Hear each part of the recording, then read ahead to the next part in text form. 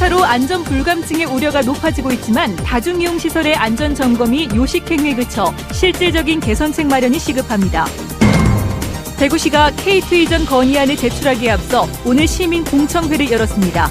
이전 건의안과 공청회 내용 자세히 알아봅니다. 새누리당 공천 과정의 여론조사 공정성 시비가 계속되고 있지만 당은 방관만 하고 있어 경선 전체에 대한 불신감이 높아지고 있습니다. 연중기획 뉴스 길사람 그리고 도시. 오늘은 예로부터 많은 사람들이 찾고 있는 대구 서문시장 주변 명물 골목을 소개합니다. 네, 계속해서 대구 경북 소식 전하겠습니다.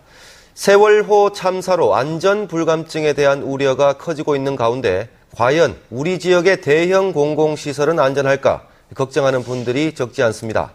대형마트나 백화점 같은 사람들이 많이 몰리는 곳은 사고가 나면 더 위험하지만 안전점검이 요식행위에 그치는 경우가 많습니다. 양관희 기자가 취재했습니다. 하루에도 3,000명 이상이 찾는 대구의 한 대형마트. 세월호 참사 뒤 이곳에 장을 보러 온 고객들 중에 대피로를 먼저 살펴보는 사람이 늘었습니다. 제 몸밖에 못 믿으니까. 그러니까 한 번씩 둘러보면서 여기가 비상 이제 대피구구나 뭐 이렇게 한 번씩 둘러보죠, 요즘에는. 그리고 웬만하면 애들은 또 안 데리고 오는 편이에요, 솔직히 말씀드려서. 이렇게 공공장소에는 워낙 불안하니까. 다중이용시설이 안전에 얼마나 철저하게 대비를 하고 있는지 대구 소방안전본부와 함께 점검을 해봤습니다. 방화문은 불이 났을 때 유독가스와 연기를 비상계단으로 퍼지는 것을 막아둡니다. 그래서 항상 닫혀 있어야 하지만 이처럼 열려있는 경우도 있었습니다. 불이 난 상황을 가정해봤지만 방화문에 설치된 자동 닫힘 장치도 작동하지 않습니다. 눈에 잘 띄는 곳에 있어야 하는 피난 안내도는 찾기 어려울 정도. 어느 방향에 비상구가 이렇게 돼 있구나라는 걸 정확히 인지를 한다. 붙이도록 하겠습니다. 대구 소방안전본부가 지난해 12월부터 최근까지 2만 7천여 개 업소를 대상으로 점검을 실시해 2,200여 개 불량업소를 찾아냈습니다. 하지만 7일 전에 단속을 예고하는 소방법 때문에 형식적인 단속에 그치고 있다는 지적이 나오고 있습니다. 때문에 소방, 가스, 설비 등 합동 불시 점검을 늘려야 하고 벌칙 조항을 강화해야 한다는 지적도 제기되고 있습니다. 세월호 참사로 그 어느 때보다 안전 불감증에 대한 우려가 많은 지금 보다 실효성 있는 안전 점검이 필요해 보입니다. MBC 뉴스 양관입니다. 새누리당 공천 과정에서 가장 중요한 잣대였던 여론조사가 공정하지 못했다는 파열음이 계속 터져나오고 있습니다. 의혹을 없애고 납득할 만한 이유를 제시하는 건 새누리당의 몫일 겁니다. 이상원 기자가 보도합니다. 대구 지역 새누리당 기초단체장 경선 과정에서 당원 투표에서는 이기고도 여론조사에서 공천에서 탈락하는 후보가 속출했습니다. 수성구청장 경선에서 김형렬 후보는 당원 투표에서는 이진훈 후보를 30여 표 차이로 근소하게 앞섰지만 여론조사에서 29.4%를 얻는 데 그쳐 54.5%를 얻은 이진훈 후보에게 많은 차이로 졌습니다. 서구청장의 경우 당원 투표에서는 강성호, 유한국 두 후보의 표 차이가 30여 표에 불과했지만 여론조사 결과 74.6% 대 25.4%로 압도적인 차이가 나 공천관리위원회에서 논란이 빚어지기도 했습니다.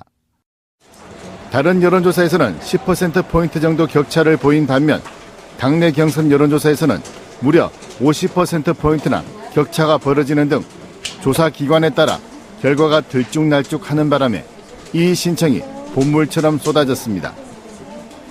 질문지에 맞게 질문을 했는지, 특정 후보에 대한 지지 발언을 유도했는지, 표본을 제대로 구성했는지 등 여론조사 과정을 공개하라는 요구가 이어졌습니다. 새누리당 대구 공천관리위원회는 입증 책임을 후보들에게 떠넘기면서 대부분의 이 신청을 기각했습니다. 공관위에서 직접 그걸 검증할 수는 없고, 그걸 후보 측에서 직접 녹음 파일을 녹취를 해서 들어보고 본인이 그걸 입증을 해야 됩니다. 하지만 후보들은 여론조사 문제점을 직접 검증하기가 현실적으로 불가능하다고 말합니다. 여론조사 기관에 공식적으로 저희들이 요구를 했습니다. 녹취록과 그리고 로 데이터를 주면 우리가 그걸 확인하고 이가 없으면 문제를 삼지 않겠다고 이야기를 해도 이거는 수사기관에서 돌라 해야지만 우리 준다.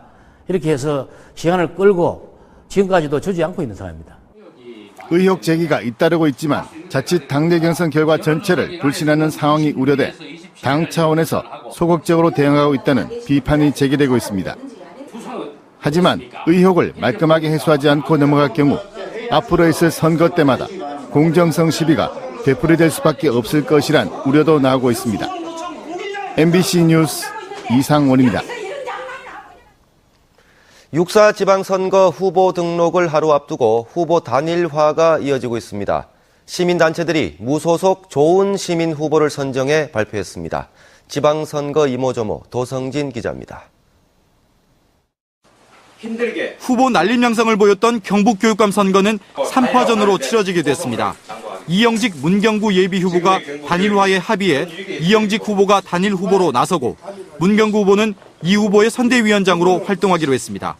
이에 앞서 유진춘 예비후보가 후보직을 사퇴함에 따라 이번 경북교육감 선거에 나선 예비후보는 이영우 현 교육감과 이영직 안상섭 예비후보 3명으로 압축됐습니다. 칠곡군수 선거도 양자 대결로 압축됐습니다. 새누리당 경선 탈락자와 무소속 지지자들은 조민정 후보를 무소속 단일 후보로 결정했습니다. 이에 따라 칠곡군수 선거는 새누리당 백선기 후보와 무소속 조민정 후보의 양자 대결로 치러질 것으로 보이는데 새누리당 경선에 탈락했던 조 후보의 무소속 출마는 칠곡이 새누리당 여성 가산 선거구여서 경선 탈락자도 무소속 출마가 가능하다는 새누리당 규정에 따른 것입니다. 학계와 시민단체, 법조계, 지방분권운동본부 등으로 구성된 대구 무소속 좋은 시민 후보 추천위원회가 대상자를 발표했습니다. 시의원 후보 2명과 구의원 후보 5명이 선정됐는데 추천위원회는 앞으로 정책지원단을 구성해 후보들을 위한 정책 지원과 지지 활동을 할 계획입니다. 한국 매니페스토 실천본부는 이번 선거를 정책선거로 만들기 위해 매니페스토 5대 약속을 정하고 온라인 서명운동을 시작합니다. 5대 약속은 후보자 조기 확정과 매니페스토 발표 촉구, 정책 토론회에 성실히 임하는 후보 선택 등 5개 항목입니다. MBC 뉴스 도성진입니다. 경북 지역의 보육시설과 여성 일자리 어느 것 하나 상황이 좋지 않습니다. 그래서 경북도지사 후보들이 10가지 여성 정책을 실현하겠다고 약속했습니다. 장미쁨 기자가 보도합니다. 오중기, 윤병태, 박창우 경북도지사 후보 3명이 대구 경북 14개 여성단체들과 손을 잡았습니다. 대구 경북 여성단체연합과 성평등 지역정치 실현을 위한 여성정책과제 협약을 맺은 겁니다. 경북 지역에는 4개의 여성 친화도시가 있습니다. 여성이 행복하고 안전한 사회는 어린이가 행복하고 안전하고 노인, 약자들이 다 행복할 수 있는 사회이기 때문에 이들은 경상북도에 여성정책 전담기구인 성평등기획실을 새롭게 설치하고 여성 비정규직 노동자들의 정규직화를 공공부문부터 적극 실시하며 여성폭력 피해자를 위한 긴급 피난처에 대한 실질적인 지원을 촉구했습니다. 또 전국 꼴찌 수준인 5급 이상 여성 공무원 비율을 10% 이상으로 끌어올리고 여성 정책을 위한 성별 분리 통계 구축과 활성화를 제시했습니다. 이 밖에도 여성 노인의 특성을 고려한 일자리 창출, 현재 5%에 불과한 국공립 어린이집 30% 확충, 여성 폭력에 대한 인식 변화 등을 핵심 과제로 선정했습니다. 새누리당 김관용 후보를 제외한 각 후보들은 적극적으로 협력하겠다고 약속했습니다. 좀 더 구체적인 내용들에 대해서 저희들이 더욱더 검토하고 발전적으로 대처할 수 있는 방안을 가져나갈 생각입니다. 그 과정에서 수많은 여성 정책에 대해서 누구보다도 앞장서서 해왔다고 좀 자부심도 갖고 있고요. 진보 정당으로서의 가지고 있는 여성 정책들 더 가다듬고 따듬어서 정말 제대로 빛을 볼 수 있도록 유권자의 절반을 차지하는 여성들이 일자리와 보육 등 일상에서 마주치는 문제들에 대해 후보들이 어떤 공약을 내놓는지 꼼꼼히 살펴봐야 할 때입니다. MBC 뉴스 장미쁨입니다. 대구 K2 이전의 첫 관문인 이전 건의서가 만들어졌습니다. 3조 5천억 원을 들여 2022년까지 이전을 완료하겠다는 계획인데 대구시가 이달 중에 이전 건의서를 국방부에 제출하기로 했습니다. 보도에 박재현 기자입니다. K2 군공항 이전을 위한 첫 번째 공식 절차인 이전 건의서의 세부 내용이 결정됐습니다. 새로운 군공항이 들어설 땅 매입과 군공항 건설, 주변 지역 지원 사업, K2 터 개발 등에 3조 5천억 원이 필요한 것으로 예상됐습니다.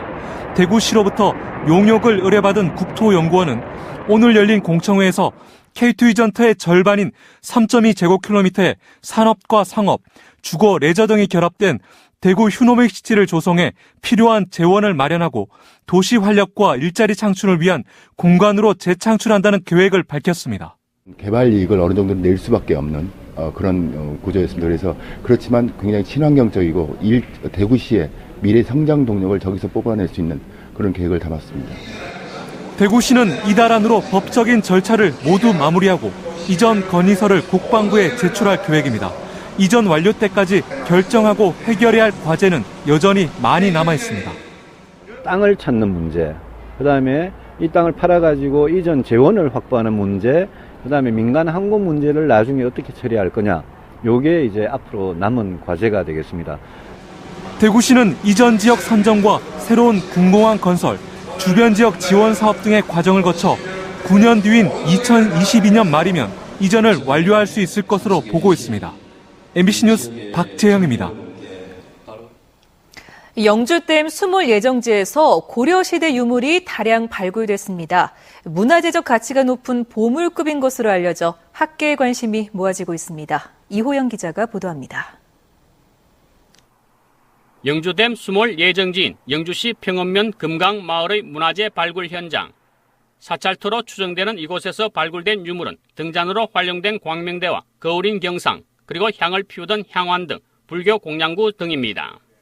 특히 광명대 원반형 등잔 받침 테두리에서 36자의 글자가 판독됐는데 돌아가신 아버지의 극락 왕생을 기원해 광명대를 만들어 금강사란 절에 바친다는 내용입니다.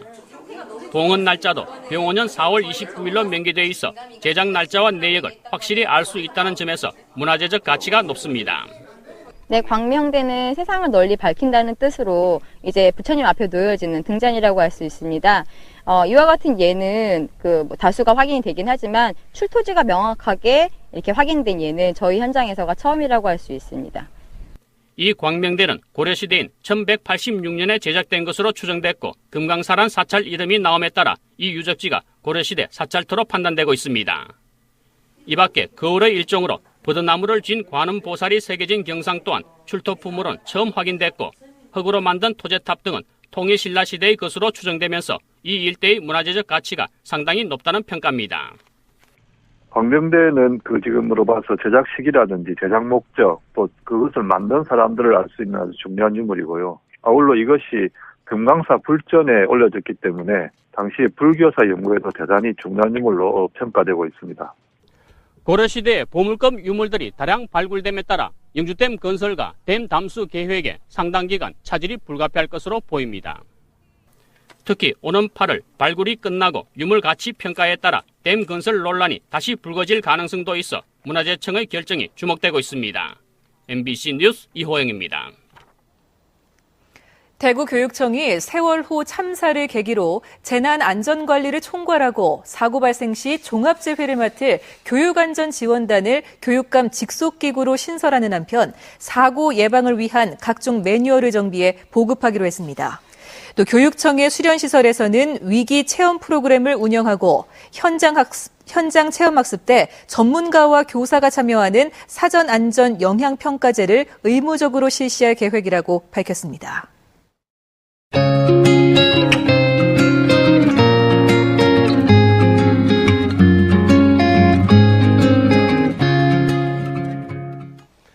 네, 대구 서문시장 주변은 예로부터 오가는 사람들이 많아서 자연스럽게 명물 골목이 많이 생겼습니다.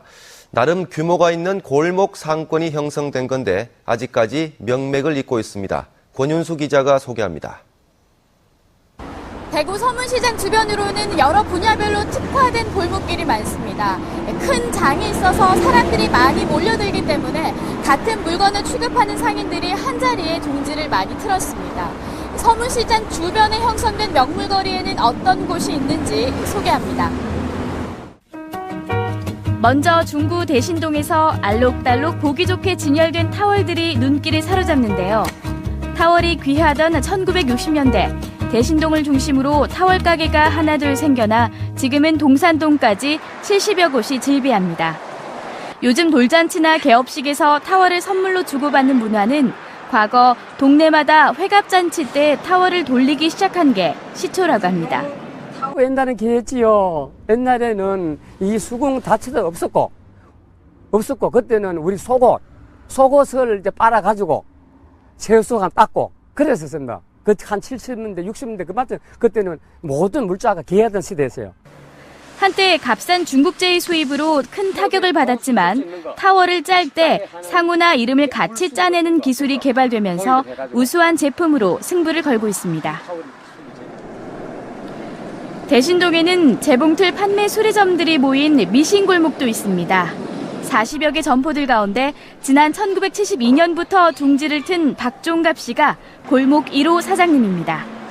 남은 집에 있던 사람들이 이제 자기가 가게 하겠다고 이제 이 골목이 그래도 또 서문시장하고 같았고 또 가게세도 쌓이긴 해요. 그리고 이제 수많은 섬유 봉제 공장들이 우리나라 산업화를 이끌었던 시절에는 이 골목 사람들도 눈코 뜰 새 없이 바빴다고 하는데요.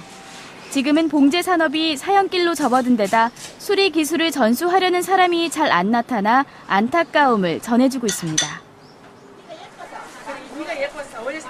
개성초등학교 옆 이 좁은 골목은 대구 사람들 중에서도 모르는 사람이 많은 양말 골목입니다. 1970년대 골목이 조성된 뒤 전성기 80년대엔 100여 곳의 양말 도소매 업소가 있었는데 지금은 30여 곳이 남아 있습니다. 주로 도매를 전문으로 하고 있어 전국 소매상들에게 양말을 공급하고 있습니다. 서울, 강원도, 제주도, 울릉도 전국으로 다 가요 하여튼. 그럼 이제 외국에서도 와서 이제 떼가지고 가고. 서민들의 삶의 흔적이 진하게 남아있는 서문시장 주변 명물골목. 대구의 새로운 역사를 쓰며 명맥을 오래 유지해 나가길 기대해봅니다. MBC 뉴스 권윤수입니다. 대구시는 때이른 무더위가 이어짐에 따라 분수와 인공폭포를 가동하기로 했습니다. 대구에 있는 물 관련 시설은 분수 96개와 인공폭포 37개 등으로 가동 시간은 주변 여건과 시설 종류, 날씨, 시민들의 주 이용 시간대 등을 감안해 탄력적으로 정하기로 했습니다. 특히 아이들이 이용하는 물놀이형 시설은 정기적으로 수질 검사를 하는 등 특별 관리할 방침입니다. 대구지방검찰청은 칠곡경찰서 경찰관 39살 A씨와 보도방업자 32살 B씨를 전직 경찰관인 48살 이모 씨를 살해한 혐의로 구속 기소했습니다. 당초 경찰은 B씨에게만 살인 혐의를 적용했지만 검찰은 A씨가 이전에도 숨진 이씨를 살해하려다 실패한 사실을 밝혀내 두 사람 모두에게 살인 혐의를 적용했습니다. 구속된 A씨는 전직 경찰 E씨가 2억 원의 빚을 갚지 않자 3억 원의 생명보험을 들어 수익자를 자기로 바꾸게 한 뒤 지난 2월 B씨를 시켜 E씨를 흉기로 찔러 숨지게 한 혐의를 받고 있습니다. 전회련 학교 비정규직본부 대구지부가 400여 명의 비정규직 노동자가 참석한 가운데 대구시 교육청 앞에서 결의대회를 가졌습니다. 이들은 대구시 교육청이 재량 휴업일을 유급휴일에서 근무일로 변경하고 급식실과 사무직 구조조정 등으로 인력을 감축시키는 등 학교 비정규직 처우가 전국 최하위 수준이라고 주장했습니다. 대구 중부경찰서는 대구 지하철 참사 특별 위로금을 받지 못했다며 지난 12일 오전 대구시청 주차장에서 분신 자살을 시도하고 저녁에는 병원 응급실에서 대구 도시철도에 전화를 해 협박을 한 혐의로 대구 지하철 부상자 대책위원회 회원 48살 송모 씨에 대해 구속영장을 신청했습니다. 송 씨는 지난 2003년 발생한 대구 지하철 참사로 법적 보상금은 받았지만 특별 위로금 신청 기간에 공무집행 방해죄로 수감돼 위로금 신청을 하지 못했습니다. 영천시 선거관리위원회는 지난달 14일부터 29일까지 영천시장 선거 예비 후보 A씨를 주민들에게 안내하거나 야유회 등 행사에 밀착 수행하고 행사 일정을 알려주는 등 선거운동에 참여한 혐의로 영천시청 공무원 B씨를 대구지방검찰청에 고발했습니다. 또 지난달 23일 영천시의 한 식당에서 선거구민 9명에게 15만 원 상당의 음식을 제공한 영천시의원 선거 예비 후보자 선거대책본부장 C씨를 수사 의뢰했습니다. 대구시 선거관리위원회는 대구시 교육감 선거와 관련해 입후보 예정자를 위해 공무원 신분으로 선거운동 기획에 참여한 2명 등 모두 4명을 공직선거법 위반 혐의로 대구지방검찰청에 고발했습니다.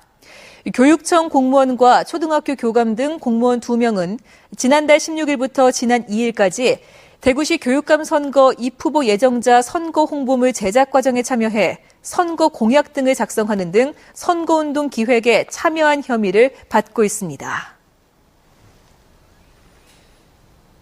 네, 5월 14일에 전해드린 대구 MBC 뉴스데스크 오늘은 여기까지 하겠습니다.